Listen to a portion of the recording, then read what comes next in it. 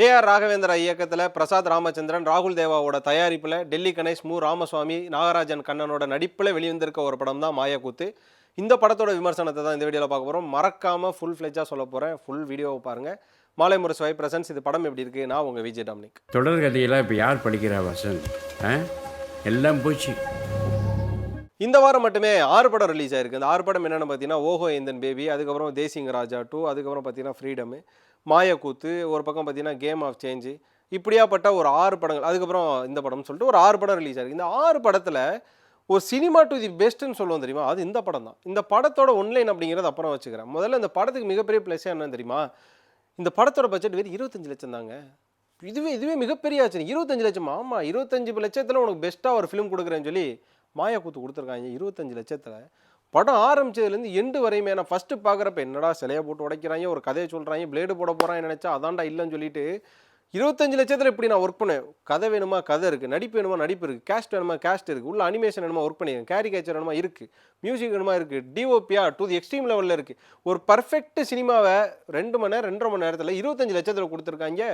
இது நிறைய பேருக்கு ஒரு ஸ்லிப்பர் ஷாட்டான ஒரு விஷயந்தான். அப்படியாப்பட்ட ஒரு ஆகச்சிறந்த படைப்பு மாயக்கூத்து இந்த வாரம் ரிலீஸ் ஆயிருக்கு. தவறாமல் எல்லாம் போய் தியேட்டரில் பாருங்கள். நான் பார்த்துட்டேன். முதல்ல இந்த வீடியோக்கான விமர்சனத்தை சொல்கிறேன். இந்த படத்தோட ஒன்லைன் என்ன அப்படின்னு பார்த்தீங்கன்னா, நாகராஜன் கண்ணன் அவர் இந்த படத்தில் ஒரு நாவல் எழுத்தாளராக இருக்கார். குறுங்கதை பெருங்கதைங்கிற மாதிரி எழுதுவோம் தெரியுமா, வாரத்தொடர்கள் எழுதுவோம்.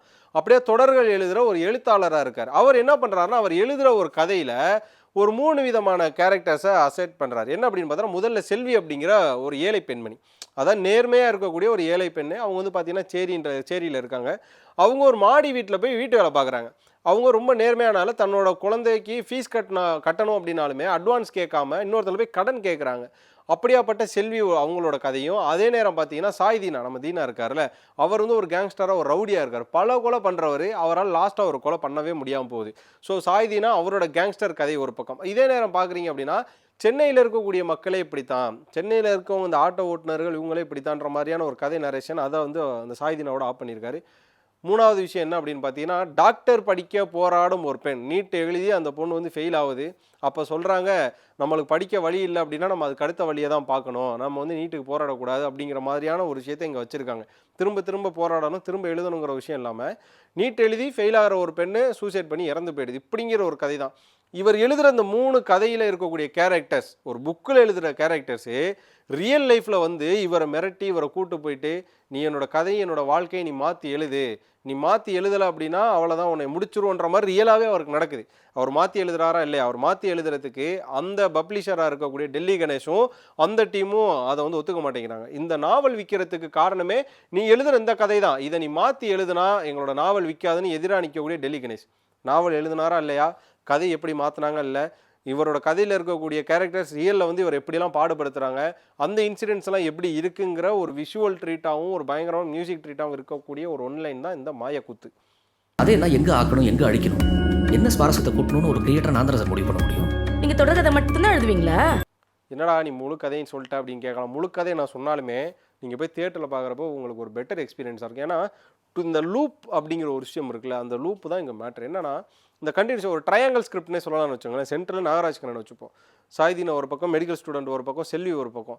இவங்க யாருக்குமே ஒருத்தவங்க கனெக்டே இருக்காது. ஆனால் இவர் நாகராஜனோட அவரோட வாழ்க்கையில் கனெக்ட் ஆகிறப்போ, வாசன் அப்படிங்கிறவரோட வாழ்க்கையில் கனெக்ட் ஆகிற ஒரு பாயிண்ட் இருக்குல்ல, அதுதான் இங்கே ஒரு ஃபிலிம் மேக்கிங்காக இருக்குது. என்ன அப்படின்னா, ஒரு கட்டத்தில் செல்வி ஒரு 2000 ரூபா ஒருத்தவங்கள்ட்ட கடன் கேட்டிருப்பாங்க. அவங்களும் கடன் கொடுத்துருவாங்க. அந்த 2000 ரூபா எடுத்துகிட்டு அவங்க வீட்டு வேலைக்கு போகிற நேரம் அந்த வீட்டில் ஒரு 2000 ரூபா காணாமல் போகும். அந்த 2000 ரூபாய் இவங்க திருடிட்டாங்கன்னு ஒரு பிரச்சனை நடக்கும். அந்த 2000 ரூபாய் எப்படி திருடிட்டாங்களா இல்லையான்றது எப்படி ரிவீல் ஆகுது, செல்விக்கு என்ன ஆகுது, அதனால செல்வி தரப்புலேருந்து யாரை பழி வாங்குறான்னு இருக்கு. அவங்க நினச்சிருந்தா செல்வியோட கணவரோ செல்வியோட தரப்போ அந்த வீட்டு முதலாளியை பழி வாங்கியிருக்கலாம். ஆனால் அவங்க இங்கே நாகராஜ் கண்ணன்ட்ட தான் பழி வாங்குறாங்க. காரணம் என்ன, என்னையா ஏழையாக எழுதுனேன், அப்படிப்பட்ட ஒரு இன்சிடெண்ட்டில் நான் தான் எடுத்திருப்பேன்ற மாதிரியான ஒரு கார்னர் ஸ்டோரி ஏன் எழுதுனேன் அப்படின்னு. அப்போ அவர் நினச்சிருந்தா அது எப்படி வேணால் மாற்றி எழுதியிருக்கலாம்ல. ஸோ அந்த மாதிரியான ஒரு மாற்றத்தை எழுதக்கூடிய செல்வி விரட்டி வர்ற ஒரு பக்கம். அதுக்கப்புறமா சாய் தீனா ஒரு மிகப்பெரிய கேங்ஸ்டராக இருப்பார். அவர் கூட்டத்தில் ஒரு கருப்பு ஆடு, ஒரு போலீஸ் ஆடு ஒன்று இருக்கும். அவர் தீனாவே என்கவுண்டர் பண்ணுற மாதிரி இருக்கும். அதே நேரம் பார்த்தீங்கன்னா தீனா ஒரு ரவுடிசத்தை ஆதரிக்கிற மாதிரி இருக்கும். அப்போ ஏன் வட சென்னையில் இருக்க அப்படி தான் எழுதுறீங்க? சொல்லப்போனால் காலங்காலமாக நானே எவ்வளோ ரிவ்யூவில் சொல்லிங்க, வட சென்னைனாலே ரவுடி தானா அப்படின்னு. அந்த பேசுகிற ஒரு விஷயமா இருக்கட்டும், காளி மாரி ஒரு குறிப்பிட்ட பேர்கள்லாம் வச்சாலே அவன் இப்படி தான் இருப்பான், ரவுடியாக தான் இருப்பாங்கிற பேரை ஏன் சொல்கிறீங்க? ஒரு பேரை வச்சு ஒருத்தனை ஏன் நீங்கள் ஃபிக்ஸ் பண்ணுறீங்கன்ற ஒரு டாக்காக இருக்கட்டும். இதை பேசின ஒரு அட்டென்ஷன் ஆகட்டும். இங்கே வந்து சாய் தினம் வர்றாரு. அதுக்கப்புறம் பார்த்தீங்கன்னா 3வது நம்ம நீட் தேர்வுக்காக, அதாவது டாக்டர் படிக்க போராடுற ஒரு ஏழை வீட்டில் இருக்கக்கூடிய ஒரு பொண்ணு 12th முடிச்சுட்டு எக்ஸாம் எழுதுவாங்க. அவங்களுக்கு கட் ஆஃப் இருக்காது, அவங்களுக்கு சீட்டு கிடைக்காது, நம்மளுக்கு கிடைக்கலாம் அடுத்த வழியை பார்க்கணும், நம்மளை நம்பி கடன் தர மாட்டாங்கன்னு சொன்னோன்னே பாய்சன் குடிச்சு ஆகக்கூடிய ஒரு பொண்ணுன்னு சொன்னேன் இல்லையா. இவங்கெல்லாம் வந்து எங்கே கனெக்ட் ஆகுறாங்கன்னா, முதல்ல அந்த செல்வி அவங்களுக்கு ஒன்று நடந்துருது. அவங்களுக்கு நடந்ததுக்கப்புறமா அதை வந்து ரியலாக வந்து தட்டி கேட்குற மாதிரி ஒரு விஷயம் நடக்குது. வீட்டில் வந்து நடக்குது. இது இமேஜின்லாம் கிடையாது. ஒரு பக்கம் வந்து இவன் எதுவும் டோப்பு உப்பை போட்டு கிஷா பண்ணுறானா கேட்டால் அதுவும் கிடையாது. அந்த மாதிரி கேரக்டருக்கு வாசன் கிடையாது. ரியலாகவே அவர்கிட்ட வந்து நியாயம் கேட்பாங்க. நியாயம் கேட்குறப்ப அவருக்கு ஒன்று ஆயிடுது. அது ஆனதுக்கப்புறமா பார்த்தீங்கன்னா அவர் வந்து போய் ஹாஸ்பிட்டல் அட்மிட் ஆகலாமா, இல்லை போய் யாரை பார்க்கலாம்னு நினச்சிட்டு இங்கேருந்து டெல்லி கணேஷை போய் மீட் பண்ணி இந்த இப்படி ஒரு இன்சிடென்ட் நடந்துச்சுன்னு சொல்கிறாரு. அதை சொல்லி முடிக்கிறதுக்குள்ளே அவர் வந்து பார்த்தீங்கன்னா ஒரு கால் டாக்ஸி புக் பண்ணுறாரு. அங்கே ஒரு ஆட்டோ வருது. ஆட்டோவில் ஏறி உட்காந்ததுக்கப்புறமா ஜாலியாக பேசிட்டு போயிட்டு இருக்காங்க.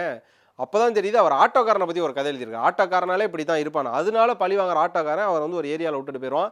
அந்த ஏரியா தான் செல்வி ஏரியா. செல்வியோட கணவன் எல்லாம் சேர்ந்து தலைவனை கட்டி போட்டு தலையில் போட்டு அரளி விதையை அரைச்சி வாயில் ஊற்றிடுவாங்க. அங்கேருந்து தப்பிக்கணும் அப்படின்னா நான் வந்து உயிரோட இருந்தால் தான் உன் கதையை மாற்ற முடியும்னு வர. அதனால அவரை கொண்டு ஹாஸ்பிட்டலில் சேர்க்குறாங்க. ஹாஸ்பிட்டலில் வர்ற ஸ்டாஃப் நர்ஸ் யாரும் பார்த்தீங்கன்னா அங்கே நீட் எக்ஸாம் எழுதி டாக்டர் ஆக முடியாமல் போன ஒரு பொண்ணு ஸ்டாஃப் நர்ஸ் ஆனால் எப்படி இருக்கும், ஒரு அட்டெண்டர் ஆனால் எப்படி இருக்குன்னு சொல்லி அந்த பொண்ணு வந்து ஒரு பழி வாங்குது. ஐயோ இவங்க பழி வாங்குறாங்களே தப்பிச்சு தலைவன் இங்கேருந்து ஓடுறான். அங்கேருந்து சுற்று போட்டுறாங்க. அங்கேருந்து தப்பிக்கிறேன்னு பார்த்தீங்கன்னா ஒரு கார் வந்து ஒரு காப்பாற்ற வருது. அந்த காருக்குள்ளே தீனா இருக்கார். இப்படியா தலைவன் மாட்டி சிக்கி விக்கி சின்னாம பின்னாம ஆகிறது தான் அந்த படத்தோட கதை. சரி, இந்த கிளைமேக்ஸ் எப்படி மாற்றுறது? இவரும் பப்ளிஷர் ஒத்துக்க மாட்டேங்கிறாரு. இவ்வளோ நாள் இந்த கேரக்டர்ஸ் தான் இப்படி தான் நான் எழுதிட்டேன், இதை படித்த வாசகர்களை நான் போய் திடீர்னு ஏமாத்துறதான்ற ஒரு கேள்வியும் இருக்குது. அதே நேரம் இவங்களெல்லாம் நான் இப்படி எழுதிட்டேனே, இவங்களோட வாழ்க்கையில இப்படி தான் இருக்கணுமா, நான் மாற்றி எழுதுனா அவங்களோட தலையெழுத்தே மாறுமே அப்படிங்கிற மாதிரியான ஒரு கதையும் அந்த ஒரு மனசு அவர்கிட்ட இருக்குது. அவர் வாசகர்களுக்காக எழுதுறாரா, அந்த கதையில் இருக்கக்கூடிய அந்த நபர்களுக்காக எழுதி அவங்களோட வாழ்க்கையை மாற்றுறாரா அப்படிங்கிறதான் அந்த படத்தோட கதையாக மாறுது. செல்வியோட பையன் ஒரு பக்கம் ஸ்கூல் படிக்கிறான்னு சொன்னாங்க. செல்வியோட கணவர் வந்து கார்பெண்டராக இருப்பார். கார்பெண்டர் பையன் கார்பெண்டராக தான்டா மாறணுங்கிற ஒரு விஷயமும், ஏழையோட பொண்ணு ஏழையாக தான் இருக்கும் டாக்டர் படிக்கக்கூடாங்கிற ஒரு விஷயமும், அதே நேரம் ரவுடிக்கு சுற்றி இருக்கும் ரவுடியாக தான் இருக்குங்கிற ஒரு விஷயத்தையும் மாற்றி இவர் எழுதிட்டார். அதுதான் அந்த படத்தோட டு தி கோர் பாயிண்ட் அப்படின்னு நம்ம சொல்லலாம். எல்லாத்துக்கும் இங்கே ஒரு விடியல் இருக்குது. ஏழை அப்படின்னாலே அவங்களுக்கு போகிறதுக்கு வேறு வழி இல்லாமல் கிடையாது. ஏழைனாலே தோற்று தான் போவான், ஏழைனாலே ஒரு விஷயத்தை முன்னெடுக்க மாட்டான், குலத்தொழில் மாதிரி அப்பா செய்கிறதான் ஒரு ஏழை பையனும் செய்யணுங்கிற மாதிரியான ஒரு விஷயத்தை எழுதிட்டு வந்தவர் ஒரு எக்ஸ்டென்ஷனுக்கு அப்புறமா அதை மாற்றி எழுதி நரேட்டிவை மாற்றுற ஸ்டைல்னு ஒன்று இருக்குல்ல, அதுதான் அந்த படம் மாயக்கூத்து. ஓவராலாக ஒரு 25 லட்சத்துக்கு ஒரு பெஸ்ட்டு படத்தை எப்படி எடுக்க முடியும்னா, நடுவில் கொடுக்குற அந்த கேரிகேச்சர், அந்த அனிமேஷன் ஸ்டீஸ்லாம் பார்த்தீங்கன்னா அந்த ஸ்டிங்லாம் வரும்போதே நல்லா ஒரு விஷுவல் ட்ரீட்டாக இருக்குது. ஏன்னா படம் அப்படியே தொய்வலை போகிறப்போ அப்படி வச்சுறாங்க. இந்த படத்தில் நான் யாரை பாராட்டன்னு நினைக்கிறேன்னா, டைரக்டர் ஒரு பக்கம், இந்த படத்தோட ப்ரொடியூசர் நம்பி ப்ரொடியூஸ் பண்ணியிருக்காரு அந்த ஒரு படத்தை, அது ஒரு பக்கம், இதை எடுத்த விதம்லாம் ஒரு பக்கம் தான். அந்த டெக்னிக்கல் டீமை நம்ம ஸ்ட்ராங்காக வந்து பாராட்டி ஆகணும். முதல்ல அந்த படத்தோட சினிமோட்டோகிராஃபி, படம் ஆரம்பத்துலேருந்து கிளைமேக்ஸ்லாம் வச்சிருக்க ஷாட்டு, நம்ம மு ராமசுவாமி வந்து அந்த போட்டில் உட்காந்துருப்பாரு. அந்த தொடுப்பு போடுற போட்டு, கீழே போகிற தண்ணி, பின்னாடி இருக்கிற சன்செட்டு, மேலே இருக்க ராமசுவாமி, அப்படியாப்பட்ட ஒரு டிஓபியை நம்ம பார்த்துருக்க முடியும். அப்படியாப்பட்ட ஒரு கேப்சர் பண்ணி கொடுத்துருக்காரு. அது மட்டும் இல்லாமல் ஒரு டீ கடையில் டீ குடிச்சிருப்பாரு, கீழே கிளாஸ் விழுந்துடும். அந்த கிளாஸ் உடஞ்ச கிளாஸ் காட்டுறதுக்கு ஒரு ஆட்டோ ஒன்று வரும். அது அங்கிட்டு இருக்கக்கூடிய ஆட்டோக்காரன், அதுக்கப்புறம் சேரியில் இருக்கக்கூடிய லைஃப் ஸ்டைல்னு சொல்லிட்டு, சேரின்னு சொல்கிறாங்க என்னை தப்பாக எடுத்துக்காதீங்க, அந்த படத்தில் அப்படி சொல்லியிருப்பாங்க. அங்கே இருக்கக்கூடிய லைஃப் ஸ்டைல்னு சொல்லிட்டு அந்த சினிமோட்டோகிராஃபி பண்ண விதம்னு இருக்குல்ல, அவரை தப்பிச்சு ஓடுறப்பெல்லாம் அந்த கேமரா ஷேக்கிங் ஷாட்ஸே இருக்காது.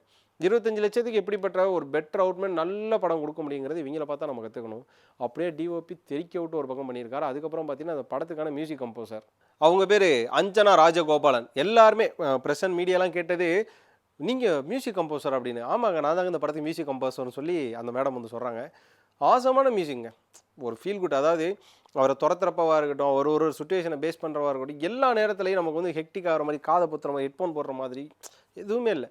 படத்தோட ட்ராவல் பண்ணுற மாதிரியான ஒரு மியூசிக்கை, ஒரு பிஜிஎம்மை, டு தி ஸ்கோரை நல்லா கொடுத்துருக்காங்க அப்படிங்கிற ஒரு விஷயத்தான் சொல்லணும். ஒரே மைனஸ் இந்த படத்தில் என்ன அப்படின்னா, இவங்க வந்து லாஸ்ட்டில் வந்து இந்த படத்தை ப்ரொமோஷன் பண்ணி இது வந்து ப்ரிவியூ போடுறதா. மாயக்கூத்து முன்னாடியே ப்ரொமோஷன் பண்ணியிருந்தாங்கன்னா கண்டிப்பாக பேசப்படக்கூடிய ஒரு படம். ஆனால் இந்த வாரம் ரிலீஸ் ஆகியே பயங்கரமாக அட்டென்ஷனான ஒரு படமும் நல்ல ஒரு படமும் மாயக்கூத்து. ஆனால் முன்னாடியே இதை வந்து நிறையா ப்ரொமோஷன் பண்ணி தானே நிறையா பேர்கிட்ட போய் சேர்ந்துருக்கோம். இது மாதிரியான படங்கள் வர்றது மூலமாக தான், பட்ஜெட் ஒரு மேட்டரே கிடையாது, 25 லட்சத்தில் ஒரு நல்ல படம் பண்ணி தரேன். மிஸ்கினோ, கௌதம் மேனன் எல்லாருமே சொல்லுவாங்க, செல்வராமன்லாம் சொல்லுவாங்க 1 கோடியில் சூப்பர் படம் பண்ணலாம், 50 லட்சத்தில் சூப்பர் படம் பண்ணலாம். ஆனால் அது கீழே கமெண்ட்டில் 1 கோடிக்கு என்ன பண்ணலாம்னு கேட்பாங்க. 25 லட்சத்துக்கு இதை பண்ணியிருக்காங்க, அதை பார்த்து எல்லாம் செதறிப்போங்க. இந்த வாரம் ரிலீஸ் ஆன பல படங்கள் பல கோடிகளில் உருவாகியிருக்கு. அந்த பல கோடிகளை காட்டிலும் இந்த லட்சம் அப்படிங்கிறது பெட்டர் அவுட்ஃபிட், பெட்டர் அவுட் அப்படின்னு தான் சொல்லணும். ஓவராலாக மாயக்கூத்து இந்த வாரம் ரிலீஸ் ஆன படத்தில் ஆகச்சிறந்த படம், தவறாமல் எல்லாம் போய் தியேட்டரில் பாருங்கள். இது மாதிரியான படங்களையும் இது மாதிரியான கேஸ்ட் அண்ட் குரூவை நம்ம பாராட்டுறது மூலமாக இவங்க இன்னும் சிறந்த படைப்புகளை தரதுக்கான வாய்ப்புகள் நிறைய இருக்குது. ஓவராலாக மாயாக்கூத்து பற்றின உங்களோட கருத்துக்களை கண்டிப்பாக கமெண்ட்டில் சொல்லுங்கள். இந்த வீடியோ பிடிச்சிருந்தா லைக் பண்ணுங்கள், ஷேர் பண்ணுங்கள். மறக்காமல் மாலை முரசு வைப்பை சப்ஸ்கிரைப் பண்ணிவிட்டு பக்கத்தில் இருக்க பெல் ஐக்கானை கிளிக் பண்ணிக்கோங்க.